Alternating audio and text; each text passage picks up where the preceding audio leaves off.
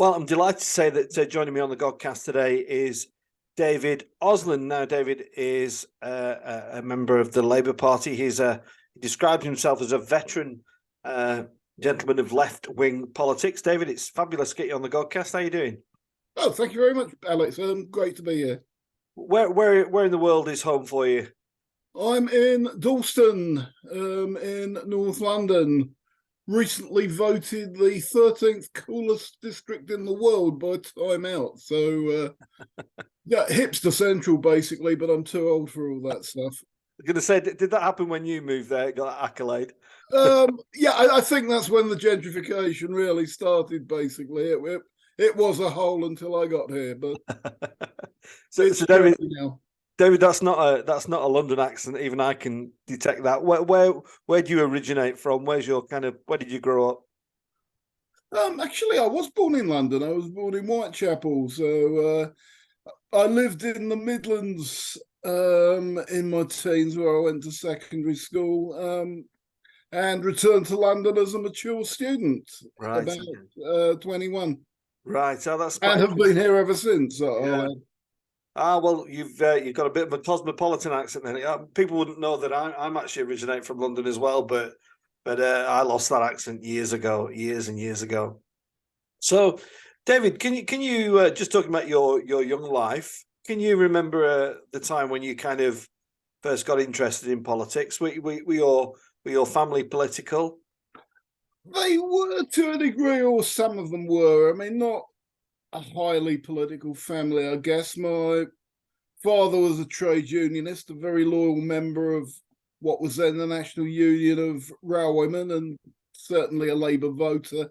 I had an uncle in the Communist Party, and some people further left. But for me personally, other than what you get from your parents, I guess, I'm part of the anti-Thatcher generation. I first came into contact with radical politics as a young punk rocker in the late 70s, where I got involved with movements like Rock Against Racism and Youth CND. It wasn't until I became a mature student a little bit later that I joined the Labour Party Young Socialists and began reading Marxist literature and joined a Trotskyist organisation a couple of years after that. What's your recollection of those days? I mean, I'm 53, so I kind of my earliest recollection of kind of maybe civil unrest or dispute was probably the miners' strike. What was it like being a young activist back then? What were your recollections of those days? Well, I think it must be the same story for almost every generation. Certainly of young people on the left, or young radical people. You're young, you're full of hope, you have commitment, you want to change the world. It kind of doesn't work out that way for you. But there's of course the excitement, everything's new, the whole world of sex and drugs and rock and roll opening up to you. Or I don't know if it does, if obviously not if you're called to the priesthood perhaps, but for others among us. Well, thanks for pointing that out, David. Appreciate it. I wonder how you talked about music, David. I'm somebody where music's been a pivotal part of my life, and has influenced my thinking in many ways. And a lot of people come to politics through other means. But just talk about the influence of music on your political thinking, would you? Oh, huge, I would say. I mean, I think it was listening to the first Clash album, maybe, and the song, Joe Strummer's song "White Riot," with the lines, "All the power in the hands of the people rich enough to buy it," and that really had an impact on my political thinking, because that just looked so right to me. I mean, I've had a lifelong musical journey. I did play in punk bands when I was younger. I still keep my hand in playing blues and jazz these days, but it was through following those kinds of music that I first came across the ideas of the civil rights movement in the US, for instance, and radical black politics, which run straight through from Nina Simone to Chuck D and Public Enemy. So these are great traditions. I agree with you. There's considerable overlap, isn't there? Yeah, and of that time, David, which political figures particularly were you intrigued by? Were there kind of standout people who were, making you really think about things? Historically, or Yeah, people? well, both really. Perhaps from a generations before and of that time as well. Well, of that time, of course, these standout figures were Tony Benn and Arthur Scargill, for sure.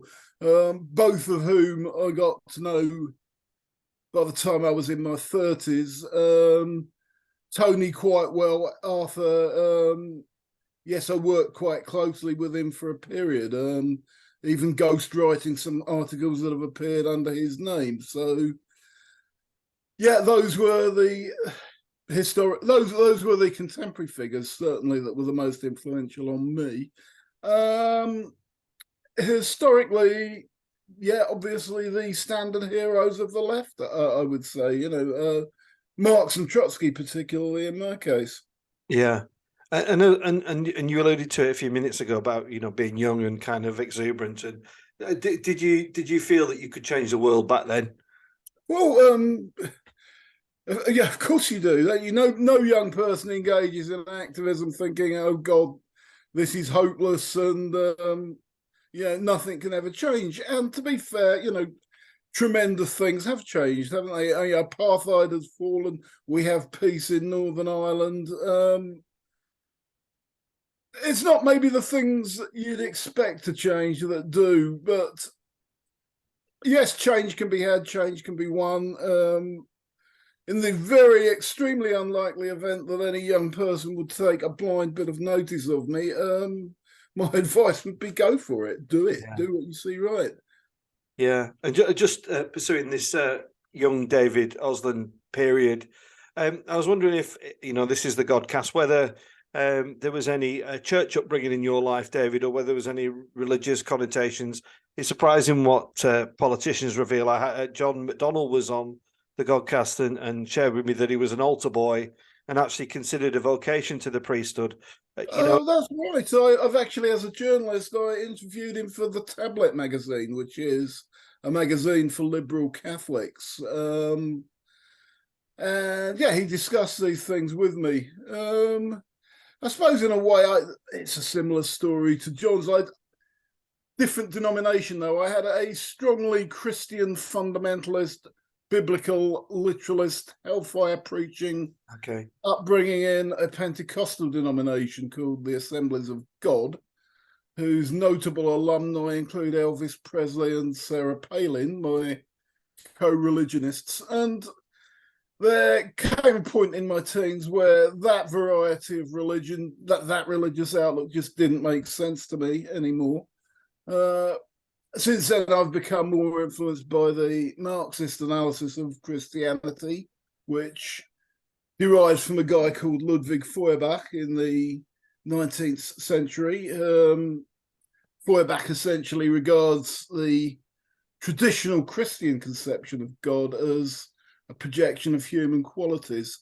I mean, I've also engaged with religion at the intellectual level, the philosophy of religion, the traditional five proofs, and some of the popular theological systems, including premillennial dispensationalism, 5-point Calvinism, Catholicism, and yeah, frankly, they all make claims I can't really get my head around.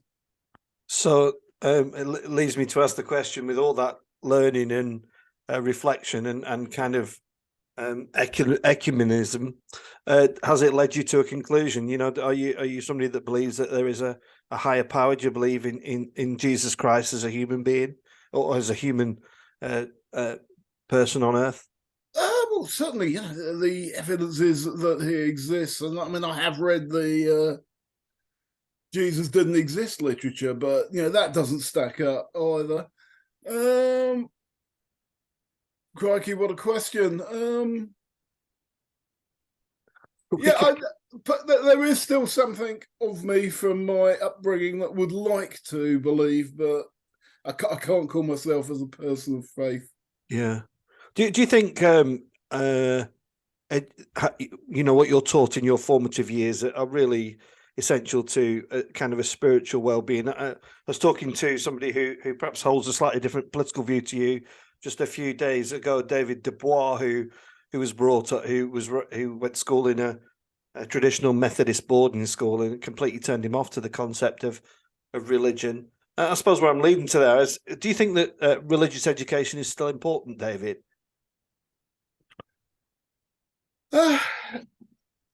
Not the kind of religious education I got, but yeah, certainly kids should learn about religion, Christianity and other religions too. They should be, I think the expression is religiously literate, isn't it? Yes, they certainly should be. They should learn to respect other faith traditions. I mean, where I live has quite a large Turkish population. A lot of the shops are shut because of Eid. Yeah, I want kids to know what's going on and why that's happening. Yeah. And just stretching out the religious concept a little bit further, just think about the Holy Land, David, and with your political position. What's your assessment of what's happening out there at the moment with under this this kind of new hardline regime? It seems that the Easter period has been a bit of a traumatic experience for all faiths.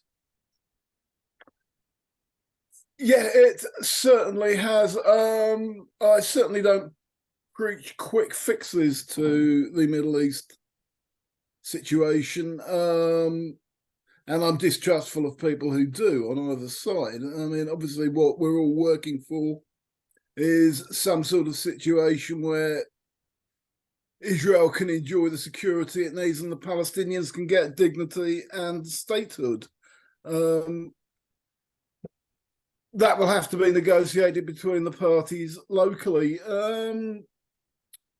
The current Israeli government and the drift to the right, I know, horrifies many people, including my liberal Jewish friends. Even my not so liberal Jewish friends are horrified at Netanyahu's inclusion of people of frankly far right outlooks in his government, undermining the independence of the judiciary. And that's part of a wider drift worldwide. But how that electoral impasse can be broken, again, I wouldn't prescribe.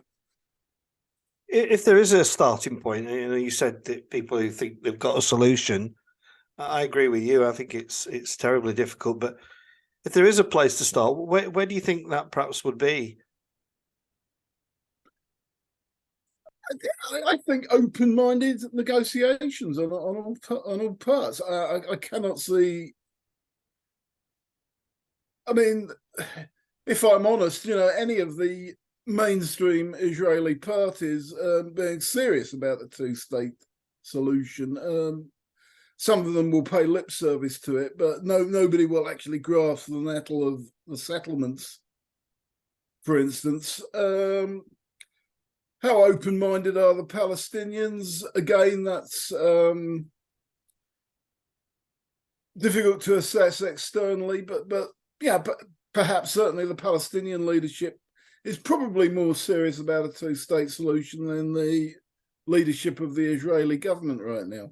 Yeah, is it a place that you visited in your work?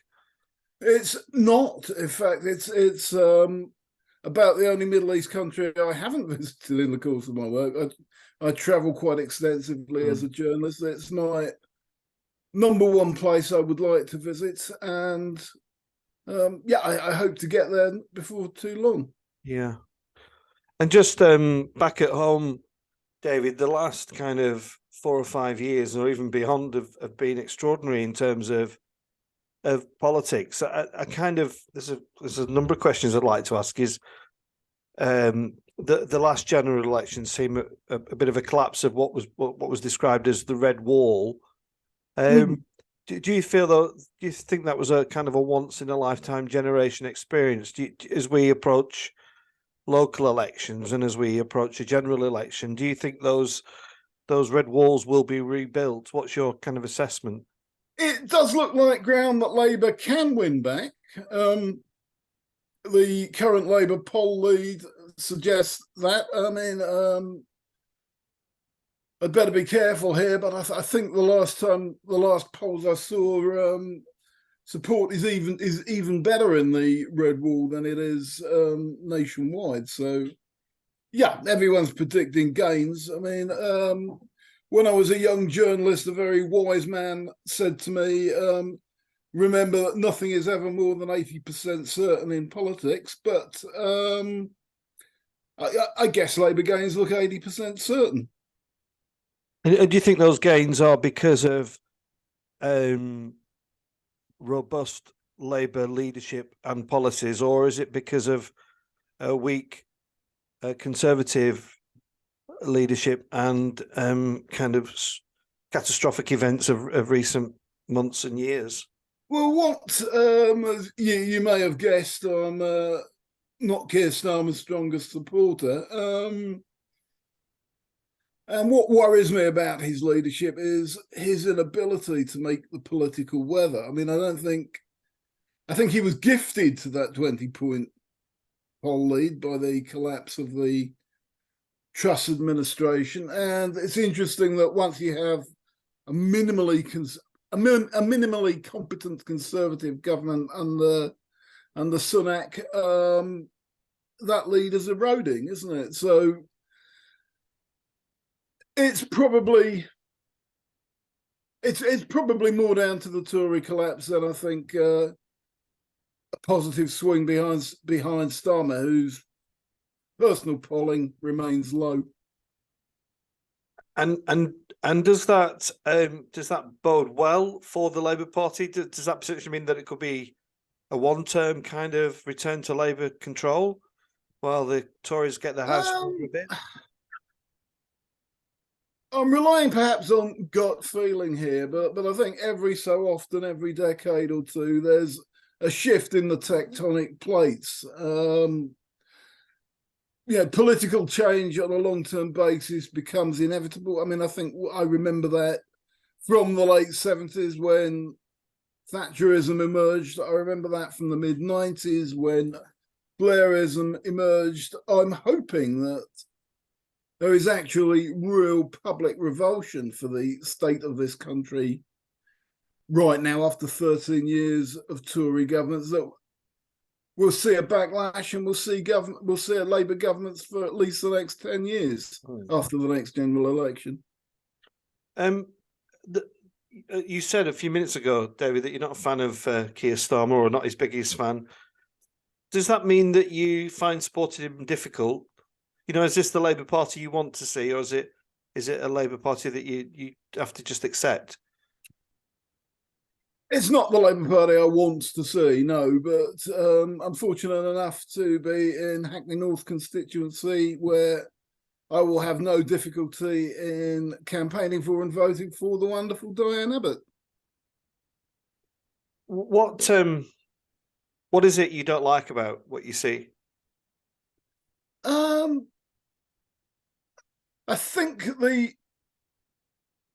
continued abandonment of the sort of radical policies that I think Britain needs. I mean, on issue after issue, Brexit, immigration, private sector involvement in the NHS, hardline law and order rhetoric, benefit levels, the monarchy, Scottish independence, Irish unity, NATO, nuclear weapons. Labour actually boasts that its policies are no different from the Tories, or even worse, they boast that they're tougher than the Tories. I mean, I think the offer, such as it is largely improved employment rights, infrastructural investment, and slightly higher public spending, which are all worth having, but they don't begin to address the depth of the social crisis in this country right now.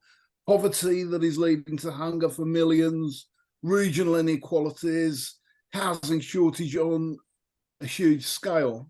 I mean, obviously, as a Marxist, I'd never expect a Labour government to implement a socialist programme, but what we're being offered, I fear, is unambitious, even by social democratic standards. Mm. And why is it you think that Diane Abbott is allowed to stand at the next general election, but Jeremy Corbyn isn't? we'll wait and see who is allowed to stand, of course. But we know the real reason why Corbyn has been barred is because Starmer wishes to cauterise the recent past.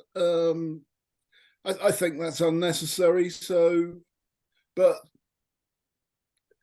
it's probably the fundamental pillar of his political programme in many ways.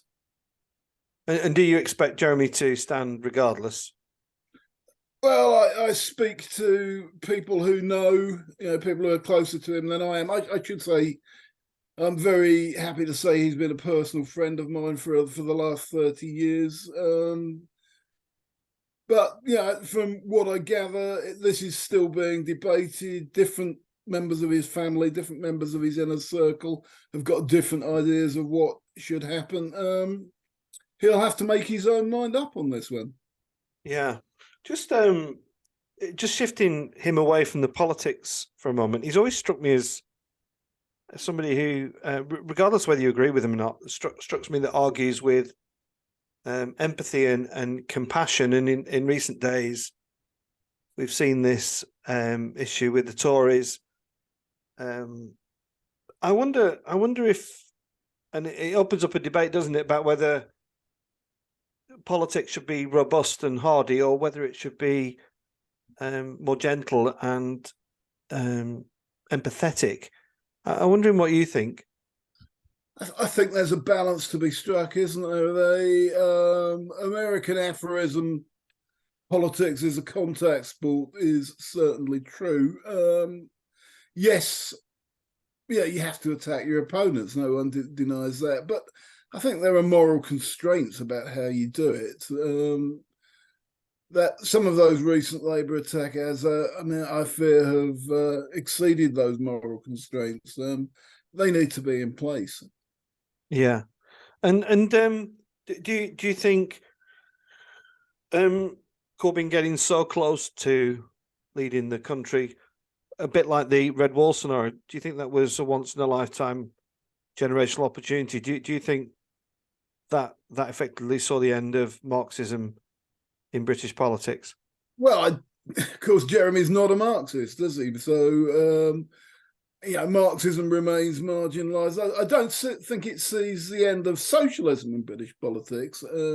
It seems to be growing in popularity among young people. I mean, the evidence is it's even more popular among young people today than it was among young people of my period. So the impulse that drives people to become socialists, perhaps in some cases the impulse that drives people to become Christians, is similar. That wish for a better world, that wish for an end to hunger and poverty, exploitation and oppression will always be there.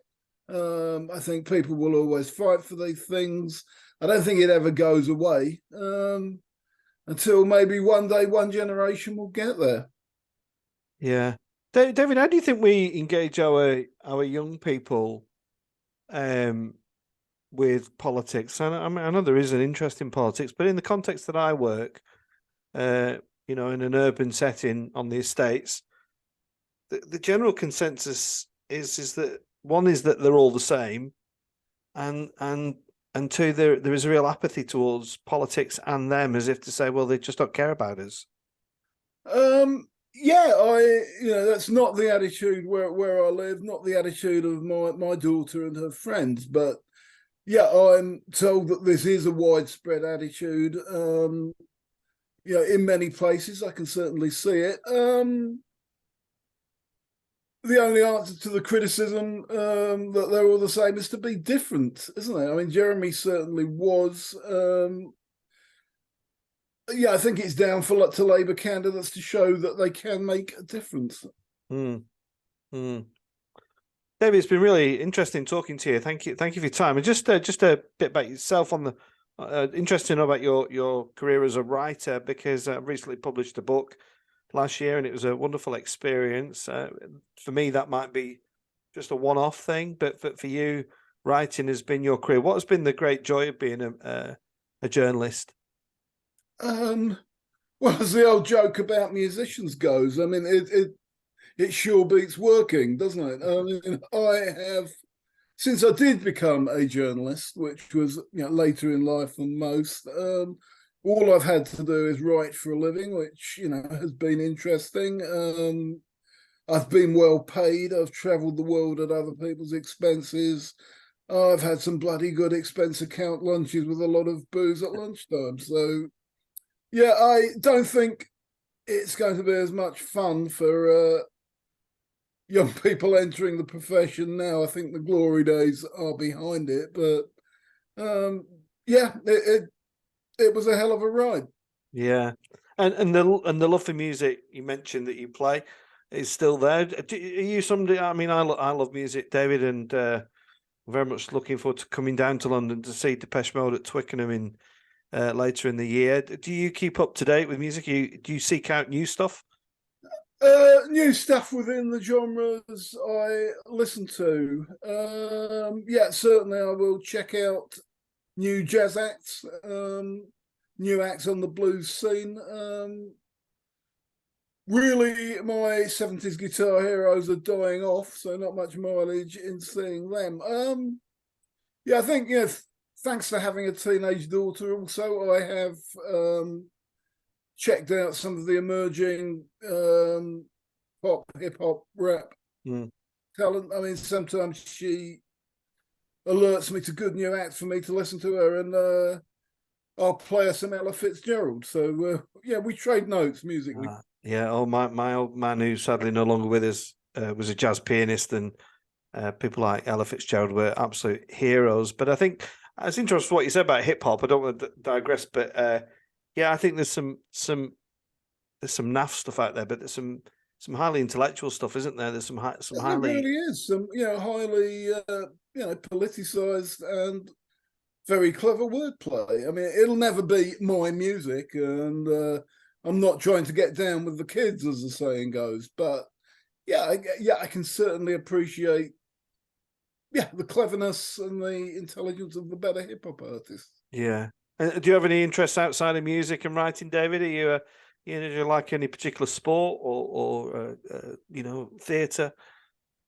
Yeah, well, I'm a film fan. Certainly, this is something that has become increasingly important for me in recent years. I try to watch a couple of movies from all periods and genres, from Hollywood classics to art house to new releases.